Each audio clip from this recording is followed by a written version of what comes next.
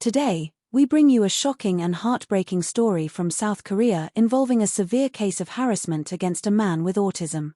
The disturbing incident, first reported by JTBC News, has sparked outrage and calls for justice across the country. The incident occurred in a public restroom in Seoul last week, where a group of men in their 20s were caught on video taking turns urinating on a 27-year-old man with autism. According to the victim's parents, this group of men had been harassing their son repeatedly over several years. The parents discovered this incident through a video provided to them, which shows the men forcing their victim into a toilet stall.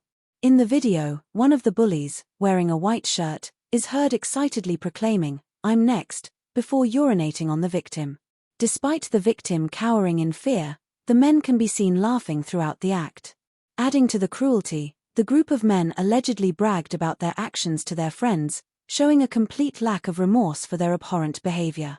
The parents of the victim reported this heinous act to the police after learning about it from one of their son's acquaintances. The victim's father revealed that his son met these men about 6 to 7 years ago. At that time, the perpetrators were still minors, but even then, they were known to exploit the victim. They would often make him buy cigarettes and alcohol for them. On one occasion, one of the men even hit the victim simply because he did not like individuals with disabilities. When the victim's father learned of this initial assault, he reported it to the police. However, the story took a darker turn as the perpetrators allegedly forced the victim to hit them on camera. This footage was then used to extort money from the victim and pressure him into dropping his police report. When questioned about why he continued his association with these men, the victim's parents explained that he had been manipulated into believing that they were his friends. With few social connections, the victim felt indebted to the group, especially after they invited him over for a meal. His father noted that his son thought no one with ill intentions would do something seemingly kind, even as the bullying intensified. This manipulation played a significant role in the continued abuse. The bullies had further convinced the victim that if he ever disclosed the harassment, they would never see each other again, playing on his fears of isolation and loneliness. Tragically, the victim, when recounting the urination incident to his mother, referred to it as a joke, showing just how deep the manipulation and psychological trauma ran.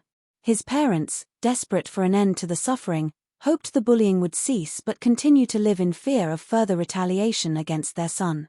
This case highlights the dire need for greater awareness and stronger protective measures for individuals with disabilities. It underscores the vulnerability of those with special needs to exploitation and abuse, especially when they lack a robust support network. As the story unfolds, the public's attention is on how the authorities will handle this case and what steps will be taken to ensure such incidents are not repeated. What are your thoughts on this situation? Should there be stricter laws and protections for vulnerable individuals? How can society better support and protect those who are most at risk? We invite you to share your thoughts in the comments below. Don't forget to like, share, and subscribe to our channel, 2230, for more in-depth news coverage and stories that matter. Your engagement helps us bring more stories to light.